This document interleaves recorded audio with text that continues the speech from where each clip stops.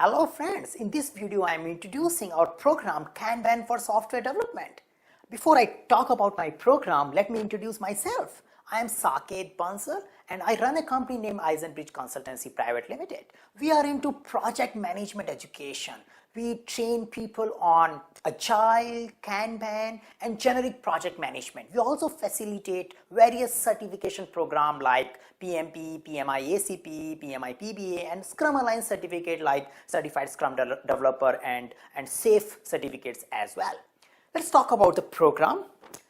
The goal of this program is to enable you to implement Kanban in your development process. This program will give you enough tips, ideas to visualize your work and the flow of work in your sections so that you can improve your lead time. You can generate better productivity by improving your throughput week by week. How do we achieve that? Let's look at individual sections and you will understand how this program makes you enable to implement Kanban in your software development environment. The first section starts about getting started with Kanban. In this particular section, we talk about the generic software development problems. We see how these problems can be solved using Kanban principles, how Kanban can solve our problem. This is a message which comes from this particular section. Once you go through this section, you will get enough visualization of what this Kanban is all about and how it helps in solving your software development problems. The second section talks about lean software development.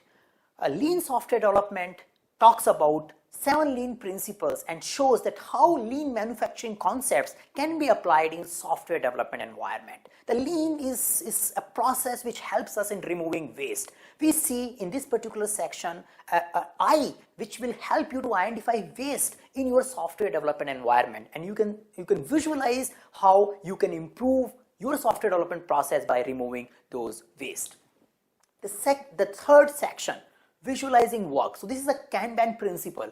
This is a detailing of the Kanban principles and seeing how we can make our work and workflow visible.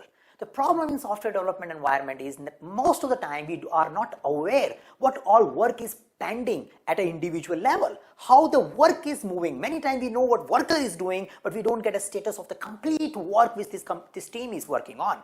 The visualized work, the Kanban principle helps us in making those things visual to all the stakeholders as well as a team member. Once you go through these sections, you will get actionable tips to make your work visible, to make or teach your team to make their work visible. Next section gets into work in progress. Once you have your work visible, we also need to implement work in progress or WIP limits to make sure that your work is flowing. In the absence of WIP limits, it starts getting stuck in between stages. So this section talks about what is the importance of putting WIP limits at various stages and how putting WIP stages helps you in improving your lead time or customer satisfaction.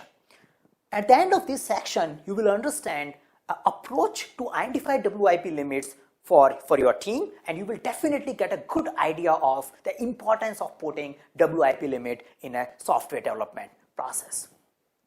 Once we have a visualization of work and once we apply the WIP limits, the next section talks about how do we manage flow. So it's like that we have made the work visible, we have identified the stages, and we have identified at each stages how much work there could be at a given point in time by putting a WIP limit. Now in this section we see how do we manage the flow of work. How do we ensure that things which are getting introduced in this particular work environment are getting closed? So we look at the management of the flow of work to improve customer satisfaction. So at the end of this section, you will get an actionable matrix. You will get an idea that what all you can measure so that you can improve or can show the team to improve, to increase the customer satisfaction and decrease your lead time, managing the flow. Then we talk about some additional contents. Many times people come up with, do we have an environment where Scrum makes more sense? How do we compare Scrum and Kanban? How the planning is done in Kanban? And this section is open section. If you give me an idea which is related to your problem and not covered in other areas, we may consider it to put into an additional learning section. And finally, we will talk about what should you do next and the PDUs and SUs related questions related to this particular program.